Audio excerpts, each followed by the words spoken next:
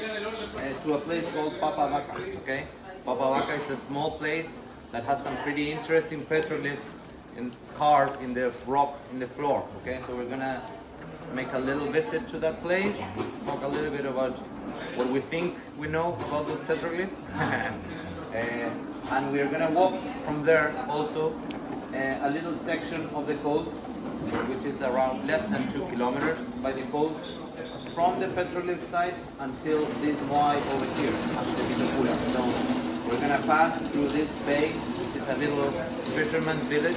Pretty nice, beautiful day today. This is a very well-sheltered bay. It's where the first explorers that arrived to the island got off the ships. So it's a very interesting place historically. Okay, and we're gonna walk until this moai. The Ahu-Ature is the biggest moai that was successfully transported out of the quarry and made it to be standing in an ahu, in a platform. Okay, so it's even bigger than the ones at the 15, but it's knocked down and restored. So we're gonna visit that, and then we get in the car again to drive to the King's Beach or Anakena. Okay, apart from being a beautiful white sand beach with palm trees, there is a very interesting platform right there. The most well-preserved original moai statues are the ones at the beach that are restored actually. So we have standing platform with moai, very well preserved, beautiful. Word they use in Rapa Nui in local language for mother rock. Okay, a papa is a big rock in one piece that is in the floor. That's why the name of the place is probably that, you know, the rock of boats, because there are boats carved in and symbols related to fishermen. According to the oral tradition, the clans that lived on this coast were mostly fishermen, and still nowadays.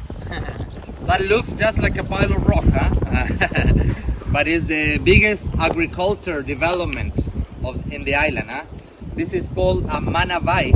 Okay, vai is water, and mana it's like a spiritual energy or something like that, and it's kind of like a greenhouse, you know, that they created on the surface. The biggest enemy, or what kills the plants and vegetation and trees in the island, is this kind of wind that comes with salt, also with some spray on a windy day. So in the collapsed lava tubes, in the caves, people realize that the conditions for vegetation get better when you get them away from the wind. Okay, so that's why they emulate the holes in the ground of the caves in surface, creating these protective walls of rock, because it creates a greenhouse effect. And so this is a shark, it's supposed to be, and this is clearly a yellowfin tuna. See? The tail is very distinctive from the tuna, and the body, but it's not the most compressed basalt you have in the island. Huh? You can see granules. Yes, exactly. Actually, very close by, just like 1.5 kilometers inland, is one of the sources of the quarries of the most dense basalt you can find in the island. It's a place called Toki because toki was the tool for carving moai.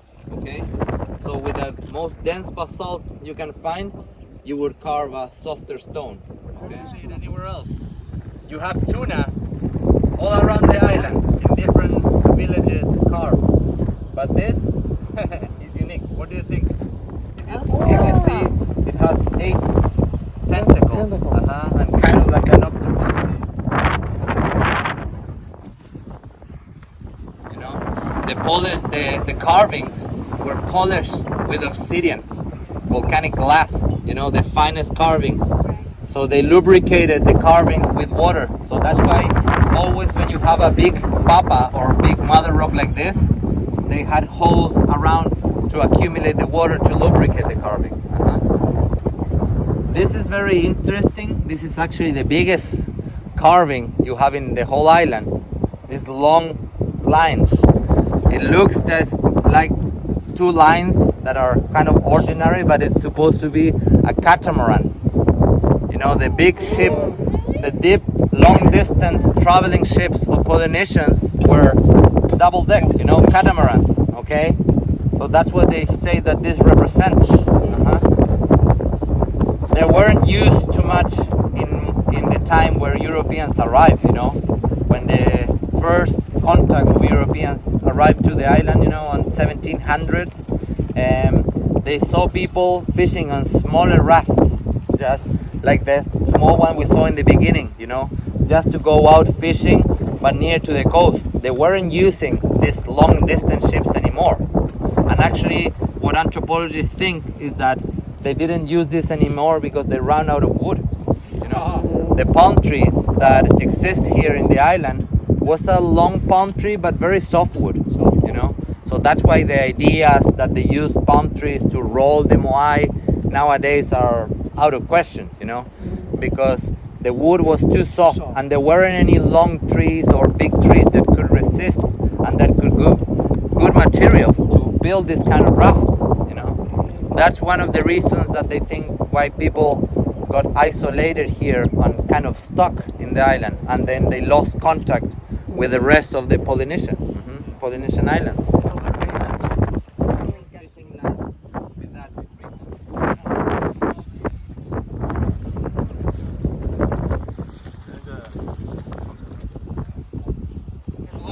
But with the passing of time, the village, the people that live here, still use these places as burial sites. But they wouldn't build so elaborated, so they kept covering the older structures with rocks. So that happened a lot in this coast. That's why you see all those piles of they are for territorial division. On the 21st of December, in our summer solstice, the sun rises in that peak, just in the middle of that volcano that is called the Puakatiki. It's the oldest volcano of the island, okay? It rises from there and it moves and it sets on that other volcano there in the Pui. Exactly. I have been there on that time, huh? That's pretty cool. Yeah. And actually, Da-A is the name for sun in Rapa Nui.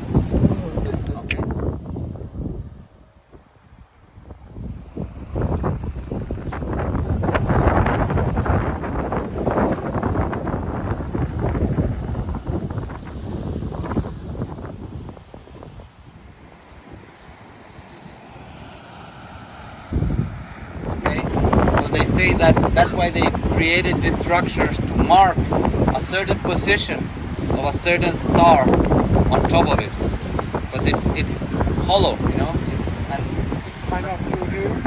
Not climb, just be inside, because it has no roof.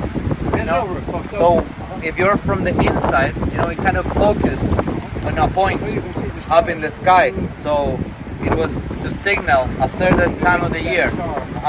Probably for fishing, If you think all the symbology related to tuna fishing and this bay of access, it makes sense that they probably signal the time of the year to go out on deep sea fishing.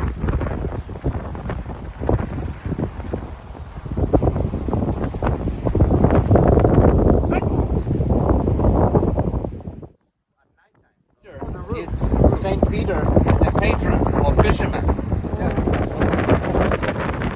Behind what we see, there are huge areas that are all red, kind of Martian landscape. Where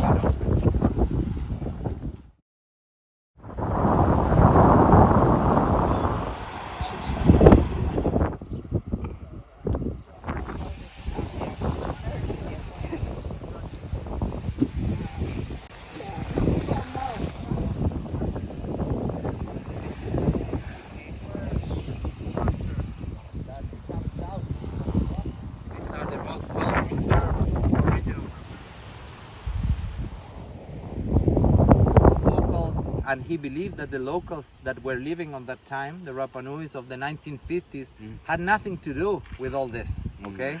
So the mayor of that time was a Rapa Nui, and with a team of friends, they wanted to show him, and they told him, okay, we might have not been doing moai for centuries, but we still know how to put a moai back in a platform, you know? And they did it with this on a traditional way, just with rocks and wood and leverage, refilling and making a ramp and putting inch by inch the moai up, and a little bit with leverage of wood and rock, just inch by inch, and they put it back up. So that's why it's so damaged. As you can see, they did From this affected side. with the rocks, you know. This was done in the 1950s. So